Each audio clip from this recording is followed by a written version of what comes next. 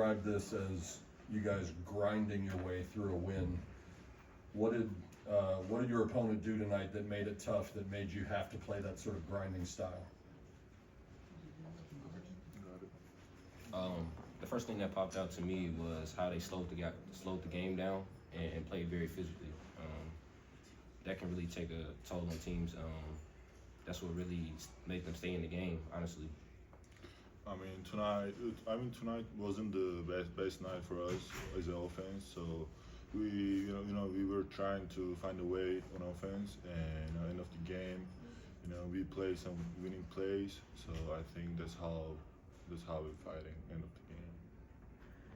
Yeah. It was a game where the opponent kind of stuck around for a while. What were you guys saying to each other during timeouts, during halftime, to make sure you guys were still, locked in?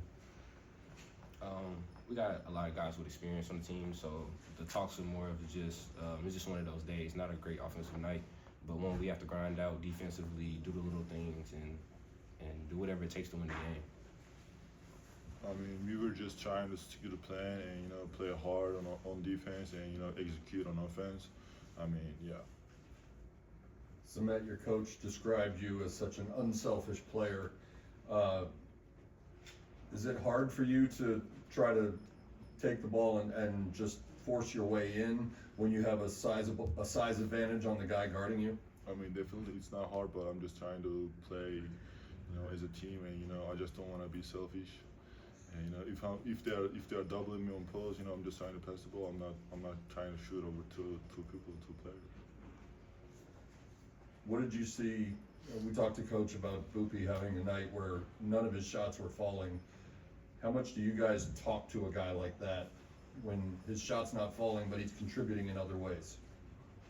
I would just say just picking him up, just having his back out there. We know that he's not trying to miss the shots on purpose. So, so we're just being there for him, just cheering him up. We know that a great player that he can or is. So we're just having his back. He's one of the best point guard in the nation. So that was one of those nights. So we were just trying to help him on the bench and on the court. So we were just trying to help him on the board. What have you guys seen from the freshmen in practice and now as they start to get more and more playing time in the season? They're definitely coming around. They're very highly skilled. Just watching them before I got here and now just seeing it in person and actually seeing them in game, they're really coming around. That experience is going to catch up to them. It's a good thing. They are practicing hard every day. We've been practicing hard, and I think we will see during the game on the game, how they're playing hard. Yeah.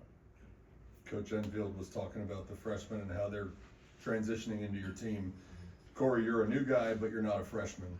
How different is the transition process as a veteran joining this team compared to when you were a freshman?